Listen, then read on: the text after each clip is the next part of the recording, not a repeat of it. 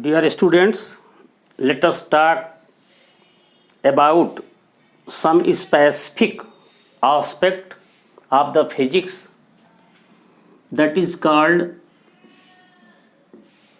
light.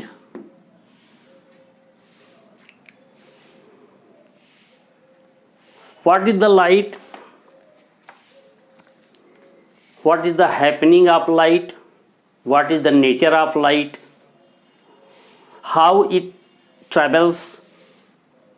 How many incidents it creates, its path, and how we gain the light. Today we have to discuss. First of all, we have to know about what is light. Second, we have to study about some happenings which occurs in the path of light. First is reflection. Second is refraction.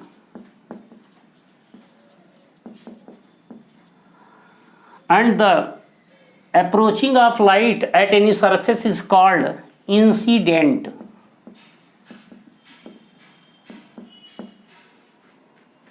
We gain light from the sun.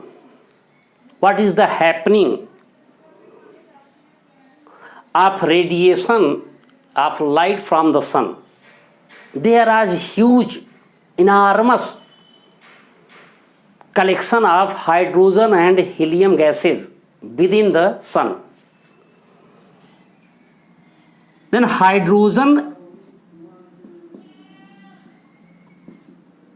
isotopes 1H2 plus 1H2 dissolve and makes twice He4 helium. The submerging of these isotopes is called nuclear fission. And when the helium breaks into the hydrogen isotopes, this phenomena is called nuclear fusion. In nuclear fission, with respect to the nuclear fusion, 100 times more energy liberates. That energy comes to the earth by the route adopting radiation as electromagnetic waves. There is 3 routes to travel light. First is conduction. Second one is convection. And third is radiation. In radiation, light travels with maximum speed, very large speed, that is 3 into 10 raised to power 8 meter per second.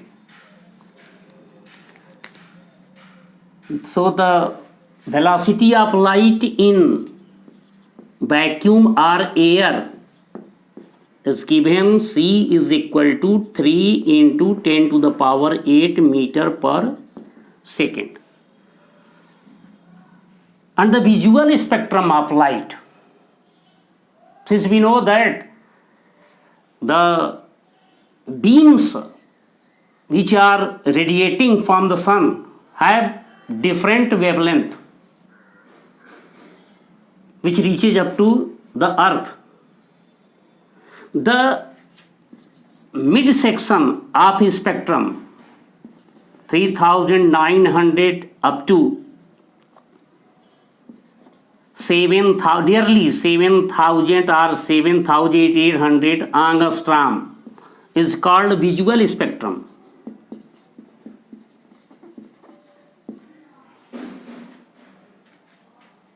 Below this,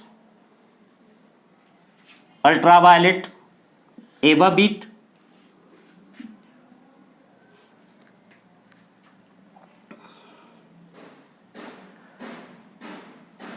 There are differences in the wavelength lambda.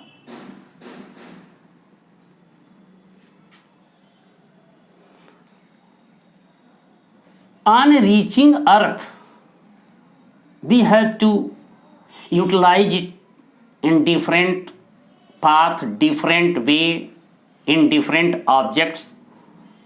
First of all, for the human life, the plants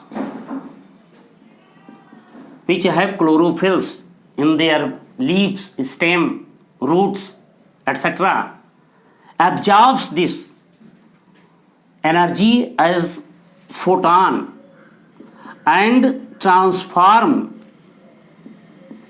this light energy into the chemical energy and consumes as starch in the fruits, seeds, leaves, stem, etc. So plants are called consumer, a producer,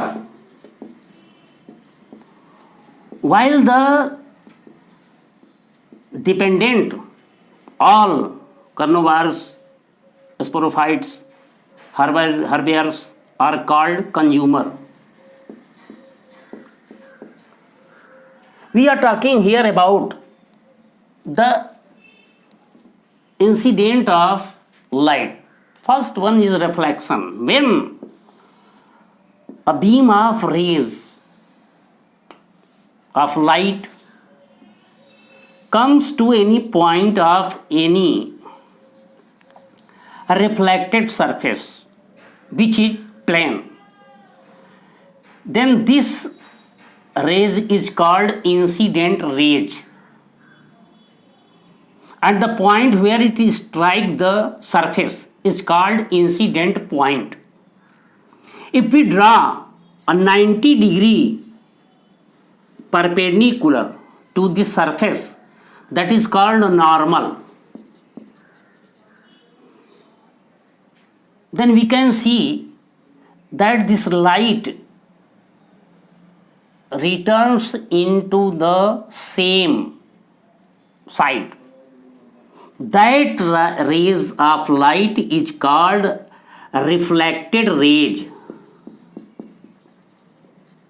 Reflected rays, and this incident called reflection. Reflection only may be occur if the glass or this slab is polished by mercury or lead oxide. If this surface is polished from these chemicals, so the opposite side will be the reflected plane. Reflected plane. So the incident of reflection only occur in the mirror. So definition of mirror. If we take glass, either plane, either spherical,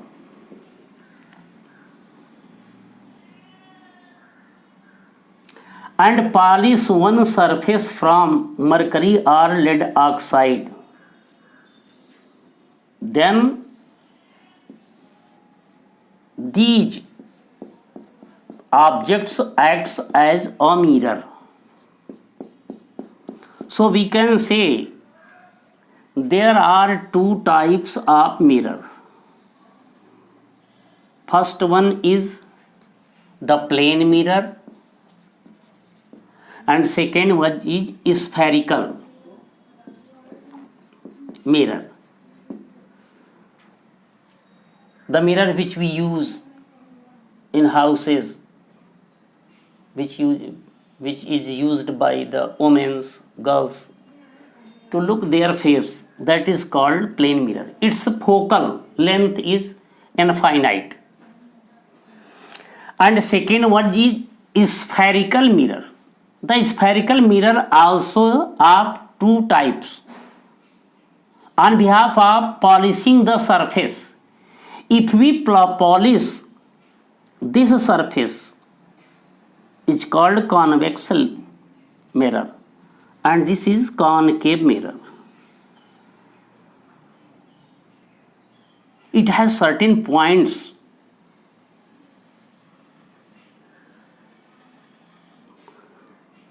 This point is called pole and denoted as P, from which circle this part is cut. The center of those are called center of curvature and denoted as C, and the half length of the PC is called focal length. So we can say PF is equal to F, that is focal length,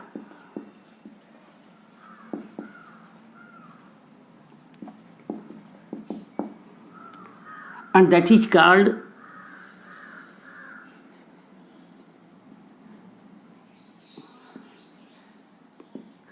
curvature radius and denoted as R. So we have to find a relation between F and R. So F is equal to R by 2 or R is equal to 2F, means double of focal length is called center of curvature R, or half of the R is equal to F. The focal length on observing either convex or concave mirror, we have some sign property, how we have to evaluate the value of F, U, V, etc.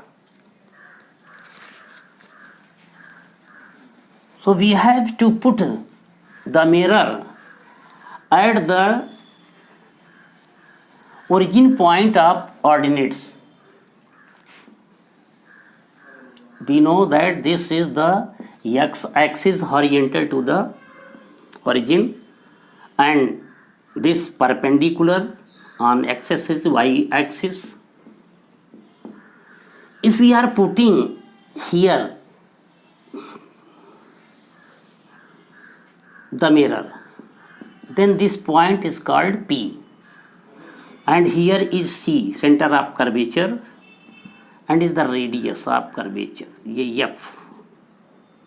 This distance is called F, and this is R. All the distance will be measured from the origin point.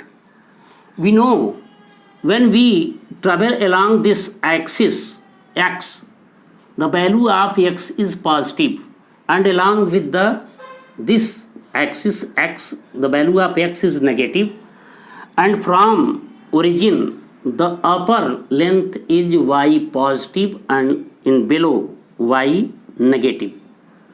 We put the object only on left side. So the distance between the pole and the object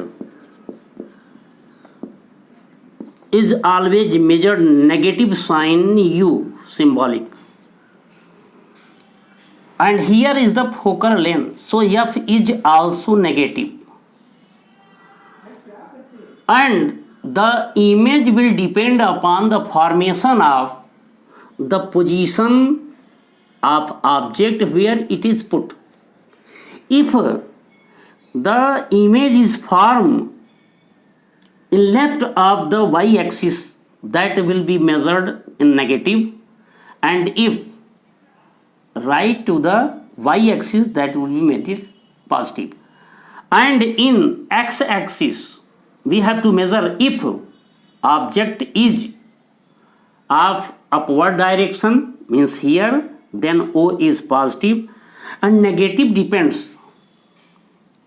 If the image is in below position, I will be negative, and in upper position I will be positive. This is the measurement of U, V, R, F's length according to the ordinates. And second incident takes place in the path of light, that is called refraction. According to the Snell, if light strikes on a surface and passes within the surface, then it's called the refracted rays, and it occurs in the lens. Snell had described when a light rays travels in a homogeneous medium, that travels is straight, but when it passes from a rare medium to denser medium, it bends towards the normal. If this glass is transparent and one beam of light is incident on a certain point, according to the nature of light, it might be straight trespasses, but air is a rare medium and glass is dense medium.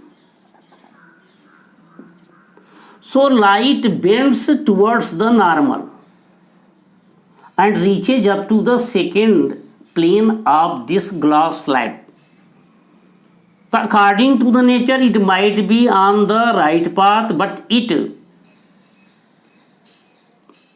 travels far off to the normal. This disturbance of path is also called the refraction. Refraction. Snell has given two laws for the refraction. First, incident rays, refracted rays, and normal will be at the same or single plane.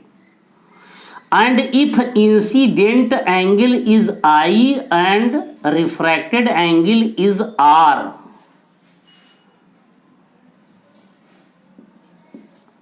then sin I divided by sin R is equal to N.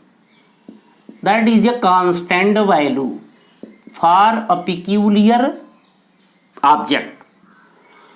It is also written as sin I divided by sin R is equal to 1 N2 is equal to N2 divided by N1 is equal to V1 upon V2 is equal to lambda 1 upon lambda 2. Where V1 and V2 is the velocity of light in different medium. First medium is air, so the velocity of light in air, and second medium is glass, so velocity of second medium V2, means we can write it as sin I divided by sin R is equal to ANG, means A to VA divided by VG is equal to lambda A divided by lambda G.